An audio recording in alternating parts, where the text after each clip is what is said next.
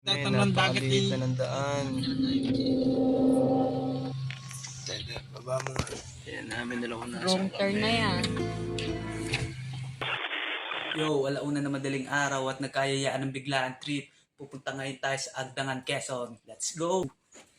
Sa mga oras na yan, waiting kami ni Yumi, kaya ito, video ko muna siya. O, tingin ka muna sa camera. Yun! Sige, tara na. Samahan niyo kami. Let's go!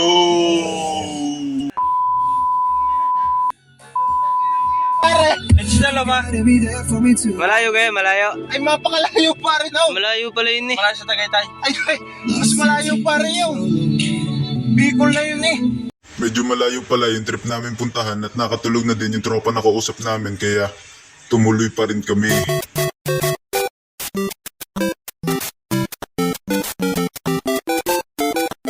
Pagkalipas ng isang oras na biyahe, nag-stop over muna kami. Aray, mapapanood mo to sa GMA7 bukas. Yan. Kasama si Chongkid, si Yumi, at ang aking balikbayan na kumpare si Soity. Yo, yung may mga sabit, magbayad na kayo mga.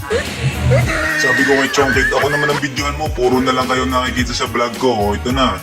Kunwari, hindi ko alam yung binibidyohan kami dyan. Parang Soity, tumalikot pa, nahihiya yan sa camera dahil nakasando lang siya.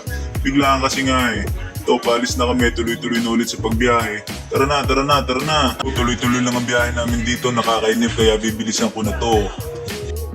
At sa haba ng biyahe, nakarating na kami sa Red Horse. Hindi ko alam kung anong lugar to, pero pag nakita nyo yan, nasa Red Horse na kayo. Ubusan kami ng gas, kaya ito, nagpagas na muna kami. Pagkatapos namin magpagas, tuloy-tuloy na kami sa pagbiyahe kahit hindi pa nagre-reply yung kausap namin. Kasi natulog na siya. Kalipas ang mahabang biyahe, nakarating na kami sa Pagbilao. Pero malayo pa kami dyan, mga isang oras pa siguro, hindi namin alam. Napakadilim na dinadaanan, napakatarik, bihira lang yung mga dumadaan. Kaya ito, video muna kami. Nakakainip, nakakapagod at nakakaantok sa biyahe dahil madaling araw na at biglaan lantok. At ang nakakalungkot pa, hindi na nagre-reply yung kausap namin dahil natulog na. At nag-request muna ng Yossi Break ang napakalupit nating driver ngayong araw na si Paring Job. Yeah! To, yosi-yosi lang muna kami dito, smoke ng vape. Yan, paalis na ulit kami dyan.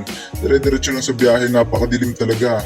To, medyo malapit na kami dito sa katotohanan. Di na namin alam kung saan dadaan. Nanguhula na lang kami kasi walang mapagtanungan. To, sa kaya dito, kaliwa o kanan, liwat kanan na lang. Yan. To, swerte, alas 4 na madaling araw, may mga gising na napagtanungan namin at naituro sa amin ang daan, pero napakahirap pa ding hanapin kaya naligaw kami, naniligaw. Mga oras na to ay nararamdaman namin na malapit na kami. Malapit na kami sa Ito na katilan. lang, meron na daan na kainan kay Kuya. Wow, sakto ang timing, kakaluto lang ng pansit. At nakapagtanong na rin kami dito at alam nila yung pupuntahan namin, kaya naituro nila sa amin ang eksaktong daan at napakalapit na namin, kaya tara na! Yan. Tapos, meron pa daw diyang isang madadaanan natin. Okay, kaliwa kanan. At pagkalipas ng napakahabang biyahe, nakarating na rin kami sa aming pupuntahan. Sigurado magugulat ang tropa namin dito dahil hindi niya alam na tumuloy kami. Napakaraming aso. Gising na.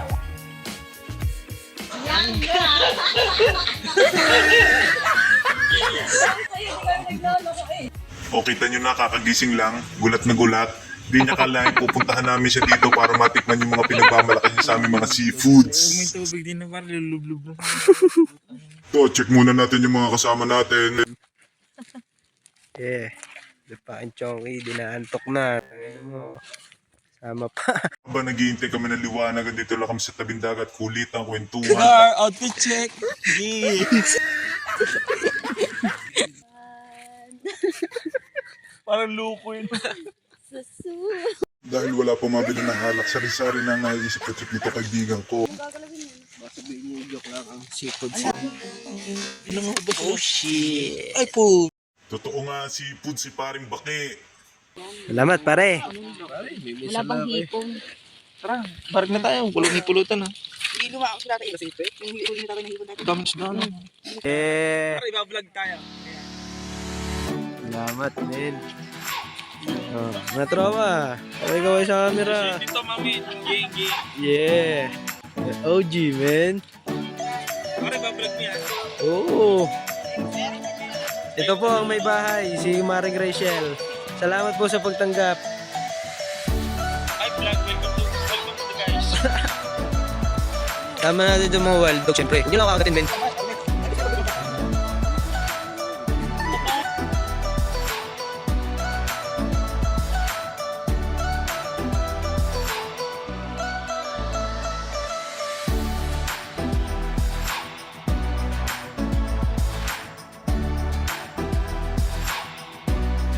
Oh. Ay na, bad trip siya oh.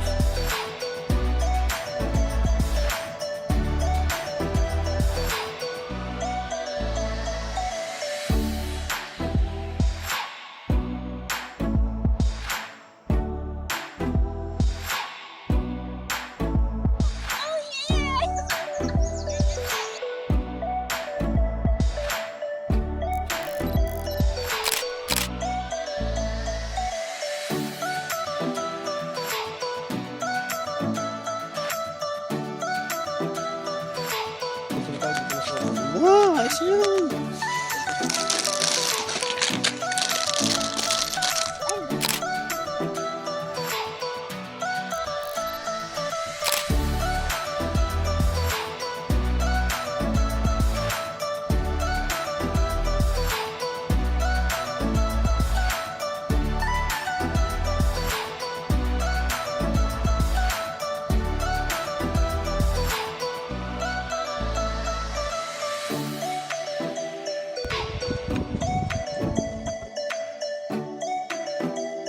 Siyempre maraming salamat din po sa pamilya ni Maring Rachel sa pagtanggap sa amin, sa pagluluto ng aming pagkain at pulutan. Napaka-solid. Grabe naman.